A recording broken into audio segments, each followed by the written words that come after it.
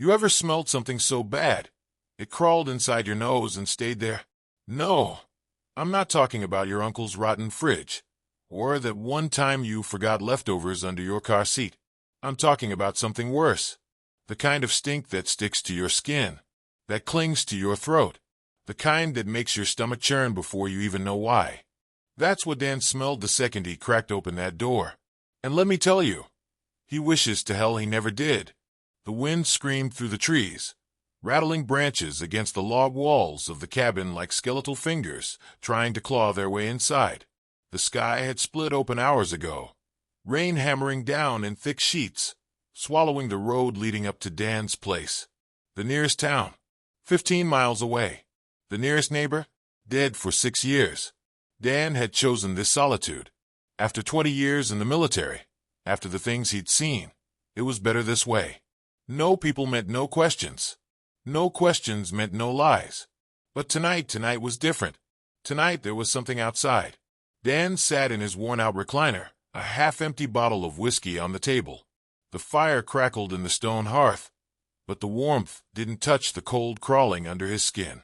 Because outside, it sat there, watching. The dog. It had been there for hours. Unmoving.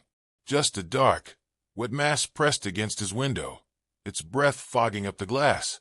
It didn't whimper, didn't growl, didn't blink. Dan exhaled through his nose. Something about it was wrong. Dan wasn't a soft-hearted man. He'd seen plenty of strays before. Normally, they'd skulk around for scraps, shivering and pathetic. But this one, it didn't beg. It didn't whine. It just stared. Its fur was thick but clumped with filth, matted down with mud, blood, and God knows what else. Its ribs stretched tight against its skin, and yet it wasn't desperate. It was waiting, and Dan didn't like that one bit. His fingers tightened around his glass. No way this dog just appeared here. Someone left it here. Or worse, something scared it here.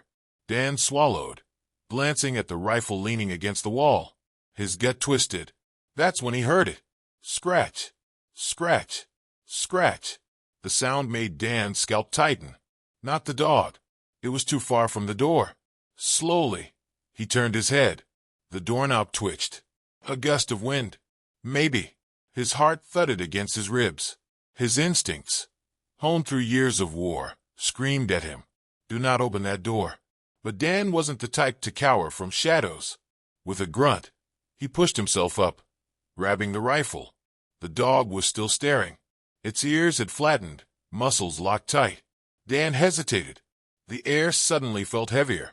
The kind of weight that presses down on your lungs, makes your body scream to run. Still, he moved forward. His boots thudded against the wooden floor as he approached the door, hand tightening around the knob. The scratching had stopped. That was worse. Taking a breath, Dan cracked open the door. He expected the wind, expected the rain, maybe even a raccoon skittering off into the trees. What he didn't expect was the stench. A vile, metallic rot punched him in the face, thick and wet like meat left in the sun. It coated his tongue, made his throat clench. His stomach turned, and that's when the dog moved. With a snarl, it lunged past him, bolting inside like a shot through the dark. It didn't stop until it hit the farthest corner of the room, curling in on itself. Terrified, Dan barely had time to process before a gust of wind sent something wet slapping against his cheek. He recoiled, touched his face. His fingers came away sticky, and then he saw it. Just beyond the doorway, in the rain-drenched dark, something shifted. A shape. Tall. Wrong. Not human. Not animal. Something else. Dan slammed the door shut, heart hammering. He locked it, bolted it, turned. The dog was shaking violently, eyes locked on the door. And then the doorknob started turning. Without a sound. Dan had seen fear before. Real fear. The kind that settled deep in a man's bones. He'd seen it in soldiers just before a firefight, in civilians caught in the crossfire, in the mirror, on nights when the memories wouldn't let him sleep. But this was different. The German shepherd was shaking uncontrollably, even wrapped in the thickest blanket Dan could find. Its breathing was erratic, ribs rising and falling like it had just run for its life. Its eyes, those wide, frantic eyes, never left the door. Dan ran a hand down his face, swallowing the unease rising in his chest. The cabin was silent, the kind of unnatural silence that made his ears ring. Outside, the rain hammered down, but inside, even the fire had dimmed, its embers barely glowing. Dan exhaled sharply. "What the hell is wrong with you?" The dog flinched at his voice. Flinched. Dan wasn't used to things being afraid of him. He crouched beside it, watching as its ears twitched toward the door, like it was listening to something Dan couldn't hear. The dog wasn't just scared, it was waiting. Waiting for something to come inside. Dan's fingers tightened into fists. No, that was just paranoia talking. Dan needed to get his head on straight. Maybe the dog was just a stray that had been attacked. Maybe it was just reacting to whatever had been out there earlier. Maybe he was overthinking this. Yeah, that was it. Just an animal. Just bad weather. Just a freaky situation. Still, his gut told him different. He grabbed his rifle from the wall, checked the rounds, and stepped toward the door. The moment he moved, the dog whimpered. That stopped him cold. The damn thing hadn't made a sound all night. But now, as he reached for the lock, it let out a low, pleading whine, ears flattened against its skull. Dan hesitated, looked down. The dog's eyes were begging him not to go outside. His stomach twisted. But Dan had never been the type to ignore danger, just because it was safer to pretend it wasn't there. With a deep breath, he unlocked the door. The wind slammed into him the second he stepped out. The cold was sharp, cutting through his flannel like knives. The rain had slowed to a drizzle, but the sky remained black as ink, clouds blotting out the moon. Dan took one step forward, then another. His boots squelched in the soaked earth, the scent of wet pine and mud filling his lungs. And then he saw it, the scratch on the door. Dan stiffened, breath catching in his throat. It was long, deep, jagged. The wood had been torn open like paper, leaving raw, splintered edges. He ran a hand over it, frowning. Too big for the dog. Too high up. Something had tried to get in. Or worse, something had been dragged out. Dan's eyes flicked to the ground, and his blood ran cold. Footprints. Barefoot. Human. But wrong. The prints were too deep, like whoever made them had been heavy. And the spacing too far apart. Too unnatural. Dan followed them with his flashlight, stomach twisting tighter with every step. The prints led away from the cabin, toward the tree line. Something gnawed at the back of his mind. Something that didn't fit. Then it hit him. No toe marks. A barefoot print should have had clear toe imprints. These didn't. Like whoever left them had claws instead. Dan swallowed hard. He should go back inside. But he didn't. Instead, he followed. The woods were a living thing at night. The trees groaned in the wind, their branches clawing at the sky. Shadows twisted between the trunks, shifting like something was moving just out of sight. Dan's grip on his rifle tightened. He stepped deeper, the mud sucking at his boots. A ripped piece of fabric fluttered from a low-hanging branch, soaked through and stained dark. Dan pulled it free.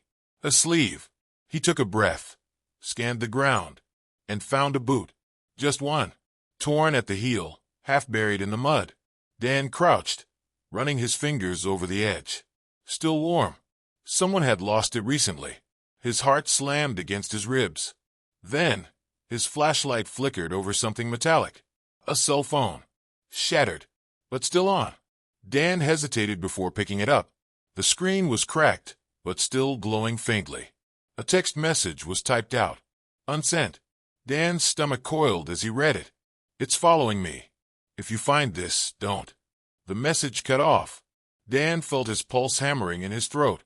Then, a sound. A low, guttural growl. Directly behind him. Dan went dead still. The growl wasn't from a dog. It wasn't human. It was low, wet, and vibrating with something primal. Something hungry. Slowly, he turned his head. At first, he saw nothing. Just trees. Just darkness. But then two glowing eyes blinked open. Far too high up. Far too wide apart. A shape unfurled from the shadows. Tall. Wrong. It had been watching him the whole time. Dan's breath hitched. Then, it moved. Dan had faced gunfire, explosions, ambushes. He had seen men reduced to nothing but red mist and echoes of their last breath. But this was something else. The thing in the woods moved. Not with a lurch, not with a step. It glided. The darkness around it seemed to bend, like the trees themselves recoiled from its presence. The glow of its eyes burned into his skull, locking him in place. Dan didn't wait, didn't think, didn't breathe. He ran. The forest blurred around him, shadows twisting as his boots pounded the mud-soaked ground. Behind him, a sound, a low, wet clicking, like something unhinging its jaw. Dan pushed harder, his lungs screaming. The cabin came into view, the faint flicker of firelight through the window a beacon of safety, a lie, but the only one he had. As he neared the porch, a loud snarl erupted from inside. The dog, barking like hell itself, was knocking at the door. Dan leapt onto the steps, yanked the handle locked. Damn it! He fumbled for his keys, hands shaking. Behind him, the tree shifted. The thing was closer. Too close. It had let him run. Dan's fingers found the key, twisted it. The door slammed open, and Dan threw himself inside. The dog lunged forward, snapping at the air as if trying to bite something just behind him. Dan spun, kicking the door shut and shoving every lock into place. Silence. Just the crackling of the fire. Just his ragged breathing. Just the dog, now pressing itself against the door, whining. Dan gripped his knees, sweat slicking his face despite the cold. This wasn't just paranoia. This wasn't just a stray dog showing up on his doorstep. Something was out there, and it wanted in. Dan grabbed his rifle from the table, his hand steadying as instinct took over. Years of training, of muscle memory, pushing back the terror clawing at his throat. He exhaled, checked the rounds. Loaded. Ready. The dog growled. Low. Quiet. A sound that belonged in a throat full of blood. Dan followed its gaze to the window. A shadow moved. A shape long, stretched, too tall for the porch. Dan's grip tightened. He flicked on his flashlight, the beam slicing through the glass. Scratch. Dan's stomach dropped. For deep, gashing marks now ran down the window pane. Not just marks. Claw marks. Dan backed away, rifle raised. The dog whimpered, shaking again. Then, the lights flickered. A dull hum filled the air, vibrating through the floorboards. Then, total blackness. The fire snuffed out. The cabin drowned in absolute silence. Not even the wind howled anymore. Dan swallowed, his pulse hammering in his ears. He could hear the dog's panic breathing. And then, the sound that shattered everything. The front door handle turned. Slow, deliberate. A metallic click-click-click, as if testing the lock. Dan's breath stopped. His body locked in place, muscles screaming to move, to react, to do something. But there were no footsteps. Nothing leading up to the door. Just the handle turning. Dan forced himself to move, raising the rifle. The dog. The dog lunged at him. The shepherd snapped onto Dan's arm, teeth digging in. Not hard enough to break skin, but enough to pull. Dan nearly fired out of reflex. Jesus! He snarled, wrenching free. The dog didn't flinch. It grabbed onto his sleeve, pulling, dragging him away from the door. Dan's back hit the wall. The dog was freaking out, its tail between its legs, its entire body coiled, like a spring ready to snap. It wasn't attacking him. It was saving him. And then, the door creaked. Dan's chest heaved as the door bulged inward, like something heavy was pressing against it. The handle rattled harder now. More desperate. More frantic. The wood groaned, the hinges creaking. Dan aimed his rifle, finger on the trigger. But he didn't fire. Something inside him, some deep primal instinct, screamed not to. Not yet. His flashlight still hung from his belt. Dan reached for it. Slowly. Flicked it on. A thin, trembling beam of light spilled under the door. And in that tiny gap, Dan saw it. A foot. Human. But not. The skin was stretched too tight. Grayish. Wet. as if it had been left in the rain too long.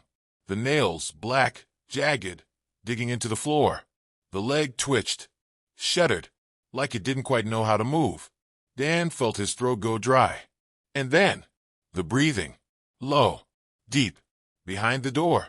And then, a whisper, not a voice, not words, just something pretending to be human, something trying to sound like it belonged. A hollow, gurgling sound that almost resembled laughter. Dan's finger twitched on the trigger, but before he could fire, the thing at the door stopped. No footsteps, no retreating, just gone. The dog whimpered, and then 3 sharp knocks. Knock, knock, knock. Dan stepped back. His breath came sharp, his pulse hammering like war drums in his ears. The dog, this damn dog, was still pulling at him, its teeth locked around his sleeve, its entire body straining, as if the only thing that mattered was getting him away from that door. Dan listened. Finally, he took another step back, and just like that, the handle stopped turning. The cabin fell silent. Not just quiet, dead. Even the storm outside seemed to hold its breath. No wind, no rain, no creaking trees. Nothing. Dan swallowed, rifle still raised, finger barely a twitch away from the trigger. Then, thud, not at the door. Behind him. Dan froze. The dog spun, its head snapping toward the hallway. Its ears flattened, its tail tucked so tight it was nearly beneath its belly. Dan turned slowly, his stomach twisting into knots. His flashlight. He needed his flashlight. He reached down, fingers fumbling at his belt, hands shaking. He clicked it on. A thin, trembling beam of light sliced through the hallway. Empty. At first, Dan took a step forward. The floorboard beneath his boot let out a faint creak. And then, a sound. Running. Inside. Fast. Too fast. Thud, thud, thud, thud, thud. Dan's body locked up, his breath catching in his throat. Something wasn't right. The sound wasn't coming toward him. It was circling. Around the cabin. Inside the walls. The dog let out a low, pitiful whine. And then, the light flickered. For a single second. And in that second, Dan saw it. At the end of the hall. Just standing there. Not moving. Not breathing. Just watching. Dan's entire body went rigid.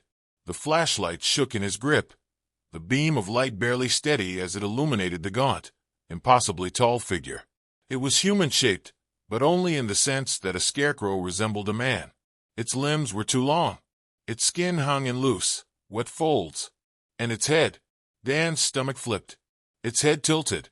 A slow, unnatural motion. Like it wasn't sure how a neck was supposed to work. Empty, hollow eyes locked onto his. Dan couldn't move. Couldn't breathe. Couldn't. The thing lunged. Dan fired. A single shot boom. Roaring through the cabin, shaking the walls. The flashlight dropped from his hands, the beam rolling wildly across the floor as he stumbled back. The dog barked, snarled, snapped its teeth. Dan scrambled, grabbing the rifle with both hands, heart slamming against his ribs. The hallway was empty. Nothing there. But the air was wrong. It felt heavy, thick like a swamp in July, like he was breathing something that didn't belong in this world. The dog let out a shrill, ear-piercing yelp. Dan snapped his head toward it, and the back door exploded inward. Dan didn't think, didn't hesitate.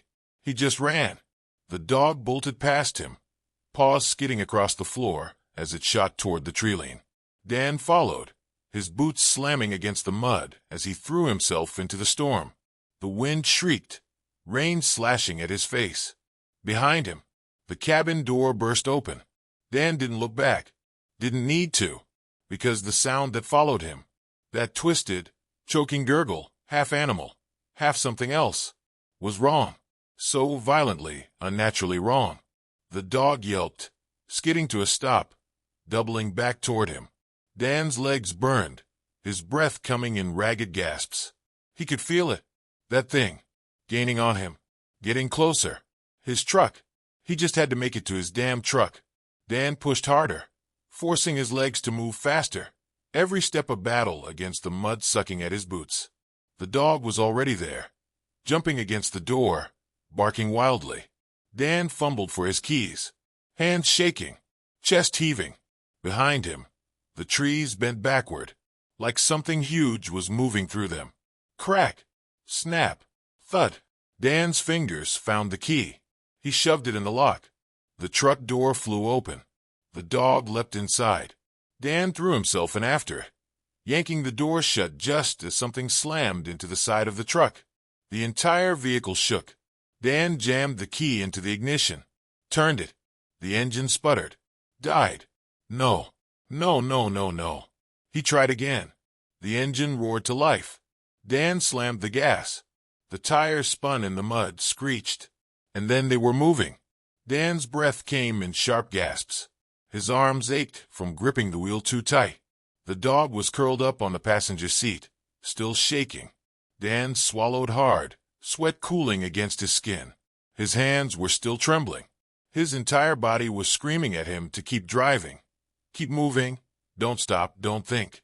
But his eyes, his goddamn eyes, went to the rearview mirror, and he saw them. The eyes. Two distant, glowing orbs, watching from the tree-line. Unblinking, unmoving, waiting. Dan clenched his jaw. He gripped the wheel tighter, and he didn't look back. The highway stretched ahead, empty and endless. Dan finally exhaled. The dog shifted, curling tighter against the seat. Dan glanced at it, at the way its body had finally stopped shaking, at the way it looked at him, calm now, like it had done its job, like it had always known. Dan swallowed, ran a hand down his face. You knew, he muttered.